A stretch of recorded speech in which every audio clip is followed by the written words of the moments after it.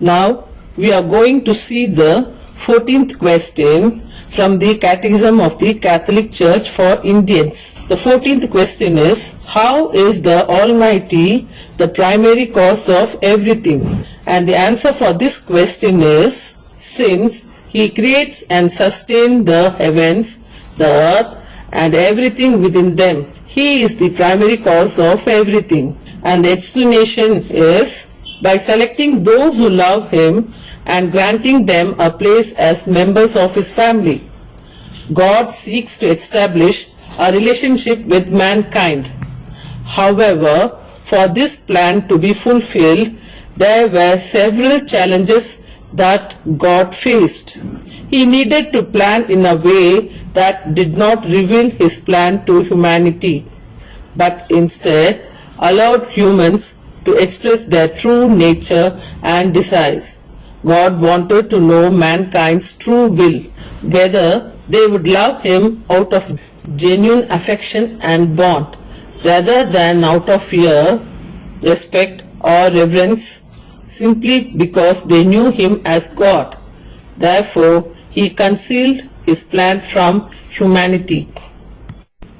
God thought that He needed to act in a way where it seemed as though He did not exist. He wanted the world to function as if God did not create it, so that it would appear that everything had come into existence on its own. Man, believing that there is no God, would then reveal their true self. Only then would it become clear as to who had no gratitude towards their Creator and who would, regardless of hardships, acknowledge and remain thankful to God. Those who questioned God's existence, asking why God would allow injustice in the world, would be revealed as individuals without gratitude. On the other hand, those who, despite difficulties, would recognize that there is a God and that they should live with thankfulness, would be those who genuinely loved Him.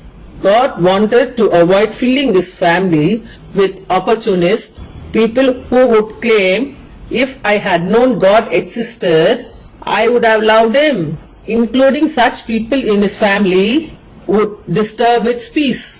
Thus, God decided to create the world in a way that made it appear as though He did not exist, allowing man to think everything came into being naturally, much like Darwin's theory of evolution suggests. If God had created the world in a way that clearly demonstrated His existence, many would join His family opportunistically, not out of genuine love. The question to consider is whether we want a family filled with opportunists or one comprised solely of those who genuinely love Him. This is something we as members of His family should think about, for the presence of unworthy members would disturb the peace of heavenly life. Therefore, when we consider how God is the primary cause of everything, it becomes evident that all creation was made with the purpose of fulfilling God's family plan. By creating such a world